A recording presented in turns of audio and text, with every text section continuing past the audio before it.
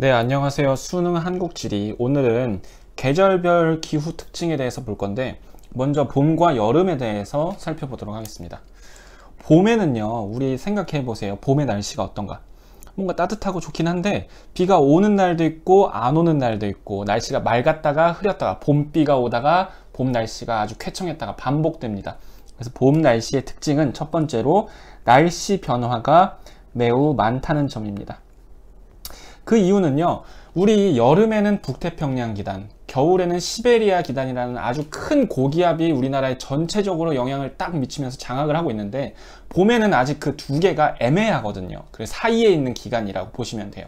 그래서 거기서 떨어져 나온 이동하는, 우리나라 쪽으로 왔다 갔다 하는 고기압, 날씨가 맑은 고기압이 올 때는 날씨가 맑았다가, 이동하는 저기압, 날씨가 흐린 저기압이 올 때는 날씨가 흐렸다가, 그 커다란 고기압이 우리나라에 아직 정착해서 영향을 못 미치는 사이에 있는 기간이기 때문에 날씨 변화가 많다.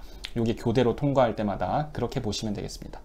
두 번째는요, 봄에 나타나는 날씨의 특징 중에 하나는 바로 꽃샘추위예요. 이름에서도 나타나다시피 봄에 꽃이 피잖아요. 그것을 시샘하는 겨울의 추위라는 겁니다. 시베리아 기단, 겨울에 우리나라에 영향을 미치는 기단인데, 얘가 겨울이 이제 지나갔으니까 물러나야 되는데 갑자기 일시적으로 힘이 세질 때가 있어요. 일시적인 확장. 그럴 때 우리나라에 반짝 추위가 옵니다. 봄에. 그래서 3월에 4월 이때 갑자기 추워지는 때가 있는데, 그런 걸 꽃샘추위라고 부릅니다. 그 다음에 봄에는 건조한 날씨가 좀 많이 나타납니다. 이 겨울에 시베리아 고기압은 되게 건조하거든요. 그리고 여름에 북태평양의 습한 기운이 아직 오기 전이라서, 그리고 그 좀 늦봄이나 이럴 때는 또 높새바람 같은 것도 나타나기 때문에 전체적으로 대기가 되게 건조하고, 그래서 봄에 산불 발생이 매우 빈도가 높게 나타나죠. 그리고 당연히 가뭄 피해도 많이 나타나는 그런 계절이 봄입니다.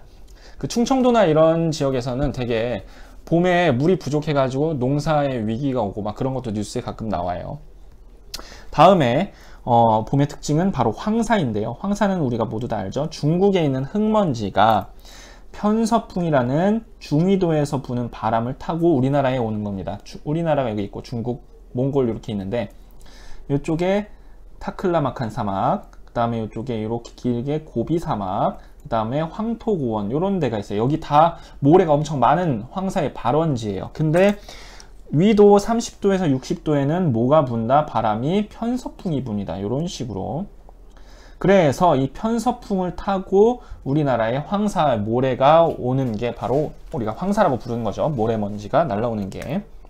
그 다음 봄의 네 번째 특징은 우리 지난번에 배웠던 바로 요 높새바람입니다. 높새바람은 이제 늦봄에서 초여름 사이에 나타나는 건데, 높새바람.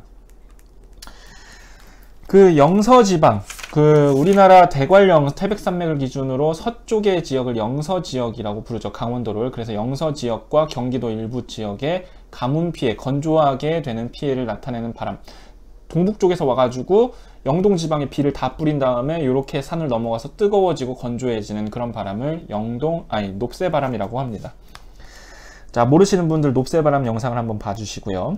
다음 여름에 대해서 보겠습니다. 여름은요, 그 두 개로 나눌 수가 있어요. 첫 번째 장마, 그리고 두 번째 한여름. 이렇게 두 가지 시기로 구분을 해주시면 되는데, 장마는요, 차가운 한대 기단과 뜨거운 열대 기단, 요 오호츠크해와 북태평양 기단의 사이에서 장마가 만들어진다고 지난번에 잠깐 배웠었는데, 요 경계면에서 두 개의 공기덩어리가 딱 만나면서 합쳐지는 게 아니라 성질이 다르기 때문에 전쟁에서 싸우듯이 막 이렇게 합쳐지지 않고 불안정한 대기를 만들어냅니다. 그럼 거기서 구름이 엄청 피어올라서 비를 억수로 뿌리는데, 그게 바로 장마입니다. 그래서 이 장마는요, 전선에서 만들어진 비다 해서 우리가 뭐라고 부르냐면 강수의 종류 중에 전선성 강수다, 이렇게 우리가 배웠었습니다. 이것도 한번 찾아보시길 바래요. 강수의 종류 4가지 중에 있습니다. 자, 그리고 여름에는 이제 장마가 끝나면 한여름으로 넘어가는데, 여름의 가장 중요한 특징은 바로 이 문제에서 많이 나오는 게 이 기압도를 보는 겁니다. 기압도를 딱 놓고 이게 무슨 계절이냐, 이 계절의 특징으로 옳지 않은 것은 막 이렇게 고르는데, 한여름의 기압 배치는 하이라고, 이 H라고 써 있는 거는 고기압을 말해요. 로우는 저기압이고 바람은 높은 데서 낮은 곳으로 이렇게 계단 내려가듯이 이렇게 흘러갑니다. 북태평양 고기압이 이렇게 우리나라에 영향을 크게 미치고 있고요. 북쪽에는 조그만 이런 저기압들이 있는 이런 상태. 그래서 남쪽에 고기압이 있고 북쪽에 저기압이 있는 이런 기압 배치. 기압 배치를 물어보는 게 많아요. 남고 북저형 기압 배치가 나타납니다. 북태평양 고기압이 확장하는 시기거든요. 얘는 어떤 특징이 있죠? 덥고 습하죠. 그래서 우리나라에서는 이때 무더위가 나타나는데 우리가 무더위가 무지 더워서 엄청 더워서 무더위 아니냐 이렇게 생각하는데 무척 덥다 이게 아니라 무더위는 물과 더위 요게 합쳐진 말이라는 썰이 좀 강해요. 그래서 어쨌든 이 썰의 어원이 중요한 게 아니라 무더위는 습하다. 습한 바람이 많이 불고 비가 와서 무더위라고 부르는구나. 이렇게 기억해 주시기 바랍니다. 자, 그 다음 여름의 특징은요. 그 폭염이 나타난다는 겁니다. 날씨가 매우 뜨거운 현상이 지속되는 거 폭염이라고 하죠. 고온다습한 날씨가 지속되면서 열대야가 나타납니다. 밤이 돼서 우리가 지구가 열을 우주로 내보내는데 가장 추운 새벽 밤에도 25도 이상인 것을 열대야라고 부릅니다. 자, 이렇게 열대야가 나타난다.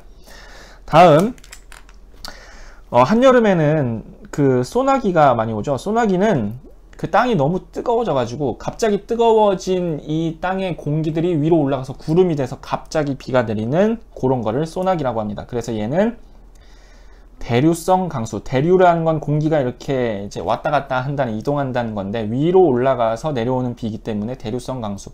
강수의 종류가 두 개나 나왔네요. 그죠? 장마와 소나기를 비교하면서 기억해 주시고요. 남고 북저형 기압 배치 중요합니다. 그 다음에 봄의 여러 가지 특징들 잘 기억해 주시기 바랍니다. 자, 오늘은 여기까지 보도록 하겠습니다. 봄과 여름의 계절별 기후 특성 살펴봤습니다.